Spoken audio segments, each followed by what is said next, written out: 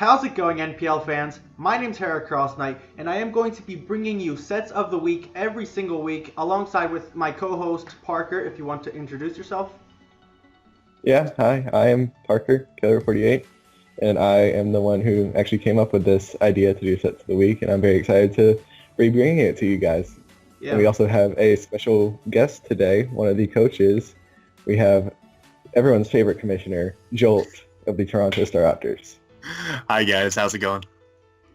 All right, so the way this is going to work, we are going to pretty much showcase the top 5 sets that we think that were the best sets from said week, and we can get right into it. If you want to, Parker, you can take it. Yeah, so at number 5 we have AZELF, and this was made by Jolt. Its moves were Reflect, Fire Blast, Energy Ball, Thunder Wave. It had Light Clay, it was Timid Nature, had 4 EVs in HP, 32 in defense, max special attack, and 220 speed. So Joel, tell me what the ideas were behind this set and if it lived up to those ideas. Yeah, so with this set I really wanted to use the full extent of AZELF's move pool because it really has such a diverse move pool. It can do so many things. And I know that Trev's biggest weakness is probably like creativity on the opponent's behalf, so I wanted to try to exploit that a little bit, and in doing so I felt that Reflect and Thunder Wave were both very solid options on AZELF. Reflect mainly for the fact that his team is very physically offensive in nature, especially his bigger threats to my team, so I felt that Reflect would slow that down pretty well. And Thunder Wave was helpful for Megalodios, to say the least, as Megalodios was a pretty big threat to my team unless I was able to slow it down.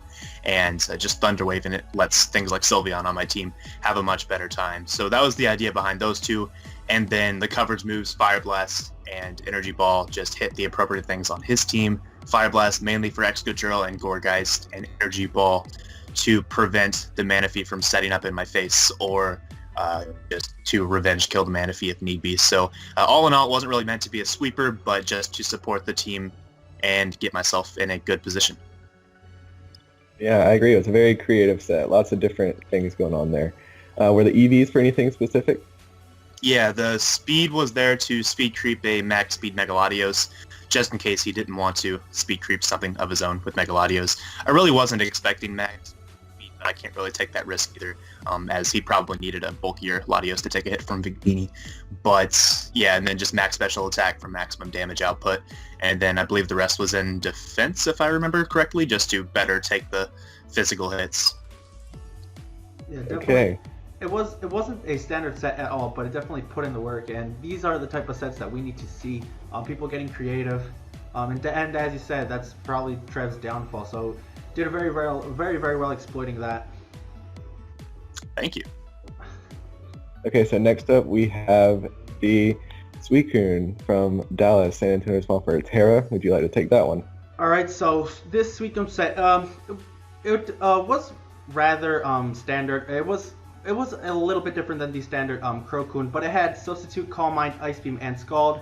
I think it had enough speed to speed creep the Blaziken, then max special attack, and the rest put into HP. It had the leftovers for the Timid Nature, so you can outspeed the Blaziken. And just from team preview, you could see that SUICUNE definitely had a big potential to sweep once that Ferrothorn went down. And Ferrothorn did end up going down round 1, and after that SUICUNE just had a lot of potential to completely sweep him. Because of his bulk, he could set up on a bunch of stuff like Licky Lick. He could even 1v1 the Megalodios in the Calm Mind War, which he ended up winning. It definitely was a very good set this week. I talked with him, and I think he was going to bring a sub-CM Keldeo instead of SUICUNE, but he definitely did good in bringing the SUICUNE because it's a lot bulkier, and it had a lot more opportunities to set up. And it was also there as a pseudo switch into Azumarill or Blaziken, at least to deter them from just going in and completely smashing his team. So it wasn't like the most creative set, but the set put in a ton amount of work. It ended up getting a 5-0 sweep, so kudos to Dallas for coming up with this set. Yeah, sometimes it's not the most creative set that wins it. You know, even the standard sets can be sets of the week just because that can be the best set to bring sometimes, is the more standard-ish ones. And I think it should be noted that like sub-CM on Kuhn isn't the most predictable thing. Like, sub-CM Keldeo, that's something you're always looking for, but sub-Calm Mind SUICUNE is pretty uncommon. So that might have contributed to its effectiveness as well if his opponent wasn't really expecting that to come. Yeah, I agree. So in the third position, we have SYLVEON. Parker, you can take this one. Okay, this one was also from Jolt. It had Calm Mind, Wish, Protect, Hyper Voice, with Leftovers, Bold Nature, 244 HP, 148 Defense, 92 Special Attack, 20 Special Defense, and 4 Speed. Those are some very specific EVs, Joel. Definitely very, very specific. You'll see a lot of that this season. Yeah, I'm sure. That's the sign of a great player, is to spin your EVs wisely. Exactly. So, tell me what you thought about this set. Yeah, so the main concept behind this was to counter all forms of Megalodios, as long as I don't get like flinched by a Zen Headbutt or something. So that was the primary goal, and the EV spread more or less is just like that so that I can handle both physically offensive and specially offensive Megalodioses, also accounting for a potential side shock on a special Megalodios. But as far as the specific EVs, the HP stat allowed me to have an odd number of HP points at level 50. So that was the idea there. So I just wanted to maximize that and still be an odd HP stat so I could switch in a maximum number of times on Stealth Rock. And the special attack investment was enough to where I would have a chance to OHKO a fully bulky, so 252 HP Megalodios after Stealth Rock.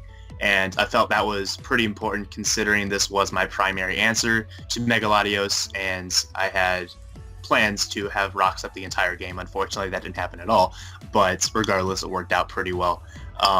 And then, see, the defense was enough to where I could not be OHKO'd by a +2 Fletchender, or +2 Adamant, Fletchender's Acrobatics, that is, and it was by a pretty significant amount to where I could take, I believe, 2 rounds of Stealth Rock damage without being OHKO'd by it, and that actually did come into play in the battle, so that worked out pretty well as well.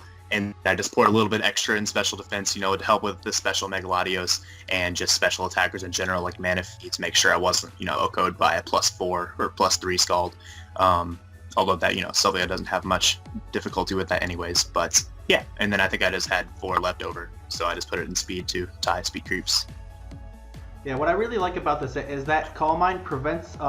and Calm Mind. Yeah, Calm Mind prevents him from SYLVEON being quote-unquote setup fodder for the Fletchender and such, so I really like that idea. I don't know, I didn't have plans to sweep with it, but I just wanted to make sure that Manaphy couldn't set up against me for free, exactly. And the only way to do that is to Calm Mind of my own, because that helps me 2-hit KO all Manaphys, and it also helps me set up alongside a Calm Mind Megalodios, so Calm Mind was kind of important, and then the rest of the moves are just kind of trivial on SYLVEON. Yeah, I really like that idea of not allowing it to be setup fodder. Okay, so at number 2, we have a very, very interesting set. We have Cofagrigus that was designed by Cloud Envy and the Jersey Dwebbles. Of course, the Mummy ability with a quiet nature and holding the weakness policy. Trick Room, Psychic, Shadow Ball, and Hidden Power Bug with 252 in HP, 4 in defense, and 252 in special attack. The Hidden Power Bug, I think it was for Umbreon. And the main purpose of the set, it wasn't there to like completely sweep his team, but it was more there as a switch into a Conkeldurr. So he had Psychic on there first, and then he added the weakness policy for the benefit of the predicted knockoff.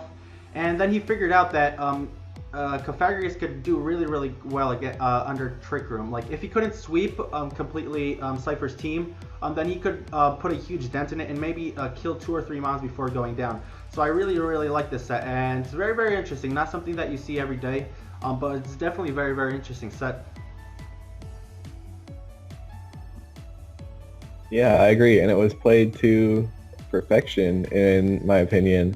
Like, in my eyes, it's a very risky set to pull off. You know, it's not gonna work in every single scenario, and he got it to work, and it ended up with 2 kills. I think it got some good damage on something else. Yeah, on the Neuburn. Yeah, it's really a great set. Um, Joel, do you have anything you want to add, or can we just move on? I mean, I thought it was a pretty good set too. I think it was pretty contingent on Cypher bringing Kunkelder, which fortunately he did for Cloud, and it worked out pretty well. So I really don't have anything else to say. It worked to perfection. It was a very good set. Very well executed as well. All right, so our top set of this week is MAGNEZONE. Parker, you can take this one.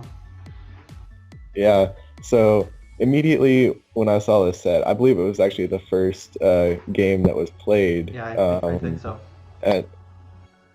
And just immediately when I saw this, I knew, I went to Hera and I was like, this has got to be on Sets of the Week. I just really loved this set. So it had, it's the MAGNEZONE by Matty Brolick and the St. Louis Pressure Rams. It of course has the Magnet Pull ability with Substitute, Magnet Rise, Charge Beam, and Flash Cannon. It has a modest nature with leftovers, 156 HP, 252 special attack, and 100 speed. So the idea behind this MAGNEZONE was to trap the Bronzong and just allow Mega Gardevoir to run rampant after that, basically. But it didn't just trap the Bronzong, it also was able to set up on it as well with substitutes and charge beams. And just bringing Magnet Rise is fantastic prep, knowing that that Bronzong is going to carry the Earthquake. And once you Magnet Rise, it can't touch you. And you can just set up subs and charge beams. And just once the Bronzong got down, you could get good damage on something else too when you're behind a sub. And this set just worked to perfection. You know, everything I just said, it happened. He trapped the Bronzong, he got behind a sub before he killed it, and then he got some good damage off with on something else from being behind a sub. And he was a bit unlucky because he didn't get all the boosts from Charge Beam. Because I think he only got like one boost. Because if he had like 2 or 3, he could kill another mon, because the Raikou just came in and could completely wall him since he only had 1 boost. But if he got a little bit unlucky there, but the set was definitely executed to perfection, because Mega Gardevoir, after Bronzong went down, Mega Gardevoir just was able to pick up 4 kills. So this set was very, very well designed. Amazing prep on Matty's part, and it worked. It worked. Mm-hmm. Yeah, and from a team builder's perspective, I really like how Matty took advantage of the fact that Palm was essentially forced to bring either leftovers or Cassib Berry on Bronzong. He really could not afford to run Shed Shell, just due to the fact that Mega Gardevoir hits so hard, right? And if it runs Shadow Ball, it can run right through a potential Bronzong counter. So Matty took advantage of that amazingly and brought really the perfect set for the matchup. Yeah, these are the type of sets that we like to see week in and week out. Not only from the not only because it's good to see people innovating, but definitely because it put in a bunch of work and managed and let Matty get a, like, he was really down. Like, I think it was Mega Gardevoir against Formanza on the other team, and this MAGNEZONE set allowed him to turn it around. Mega Gardevoir definitely came through, so it was very, very good, well designed set.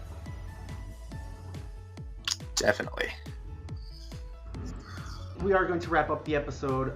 Week 1 of the sets of the week for the NPL. Definitely a very cool idea. Not everything you see every day. We can showcase the best sets, even if they didn't work. But I hope you guys enjoyed. Subscribe to the channel if you aren't. Go follow them on Twitter. Leave a like, and just leave us your input in the comment section down below, what you liked and what you didn't like.